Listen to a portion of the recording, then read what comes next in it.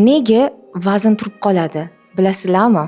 Bu juda ham ko'p ayollar beradigan savol va qiynaydigan savol. Men juda ham kam ovqat yeyman, lekin vaznim ketmaydi. Bitta joyda turibman. Men ham uzoq vaqtlargacha vaznga oddiy qaraganman. Ya'ni menda hech ham muammo bo'lmagan vazndan va vaznni o'ylardim, vazn ketishi uchun kam ovqat yeyish kerak-da, kaloriyani pasaytirish kerak va sport bilan shug'ullanish kerak, ko'proq harakat qilish kerak deb o'ylardim. Lekin bilasizlarmi, o'zimda ham yaqinda bir muammo paydo bo'ldi va organizm menga signal berishni boshladi. Ya'ni o'zimni og'ir, holsiz, tez charchaydigan, ishlari bor his qilishni boshladim. Taroziga chiqsam, vaznim bitta joyda turibdi. Harakatdaman, ya'ni eng qizig'i sportga boraman, raqs bilan shug'ullanaman, 3 ta farzandim borda, turmush o'rtoq, oila, ish, hamma yugurim juda ham ko'p, lekin bitta joyda turibdi. Men bitta narsani tushundimki, vazn har doim ham ko'p ovqat yeyish bilan bog'liq emas ekan. Ya'ni siz yemasligingiz mumkin yoki yeyishingiz mumkin, lekin organizmda agarda qandaydir biologik holat buzilgan bo'lsa, demak, bu yerda siz o'zingizni tanangizga, ya'ni sog'lig'ingizga e'tibor berishingiz kerak. Men shu yerda integrativ davolash yo'lini tanladim. Integrativ yo'lini tanlash nega unday bo'ldi? Chunki bu yerda integrativ yo'nalish shu paytgacha faqat juda ham boy insonlar, ya'ni Yevropada bizdan tashqari butun dunyoda juda boy inson o'ziga pozvolyat qila olgan. Endi bizada ham bu narsa bemalol bo'lib, hozir integrativ vrachevание, ya'ni shifokorlar ko'payib, bu yo'nalishda, ya'ni ginekologiya bo'ladimi, kosmetologiya bo'ladimi, terapiya bo'ladimi, yokida o'sha qanday vrach turi bo'lsin, ular hammasi nevrologiya, endokrinologlar shu yo'nalishni o'rganib, ya'ni insonni sog'lig'ida bo'layotgan muammolarga kompleksni qarashni boshlashdi va menga ham shu kompleksni, ya'ni hamma taraflama insonni analizlari, gormon holati, stress holati va undagi bo'layotgan o'zgarishlarni hamma taraflama o'zgargan holda, xuddi mana psixolog oldiga kelganda siz bilan kamida 1 soat, 1,5 soat o'tirib gaplashib, har bir narsani birma-bir so'rab, shunga qarab sizga davolash nimasini, protokolini yozib berishadi. Shuning uchun ham men Amana klinikasini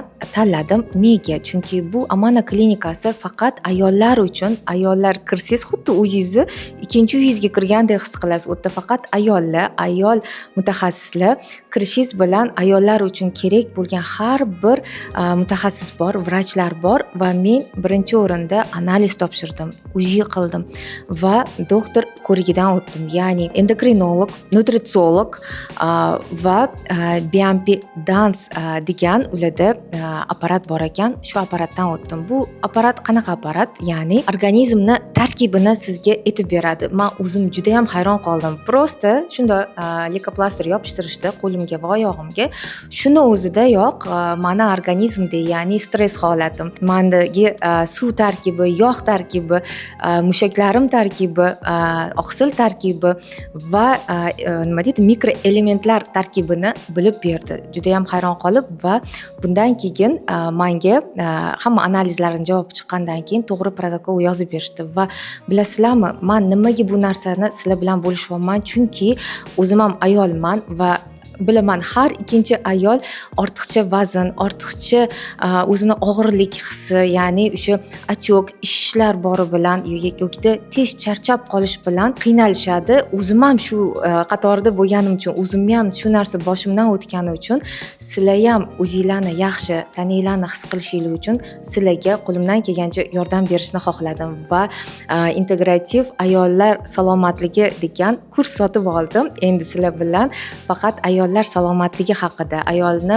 tanasida bo'layotgan o'zgarishlar, buzilishlar va unga uy sharoitida qanday qilib yordam berish mumkin. Agarda uy sharoitidan уже chiqib ketgan bo'lsak, ya'ni уже kech bo'lgan bo'lsa, qaysi shifokorga murojaat qilish kerak, nima qilish kerak, birinchi nima analizlar topshirish kerak va bor mif yokida yolg'on gaplar haqida sizlar bilan gaplashamiz. Chunki ayol kishining organizmi bu juda ham nozik tizim.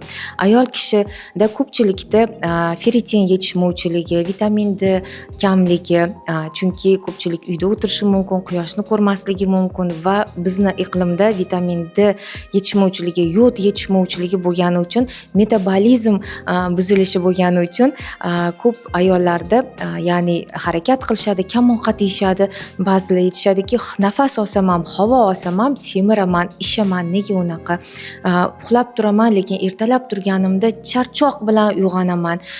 Sochim to'kilyapti, terim quruvlashgan yokida ajin tushib ketgan, qornimni ketqiza olmayman, qorin atrofida o'zgarishlar bor yokida oyog'imda ishlar bor, tomirim chiqqan degan gaplar.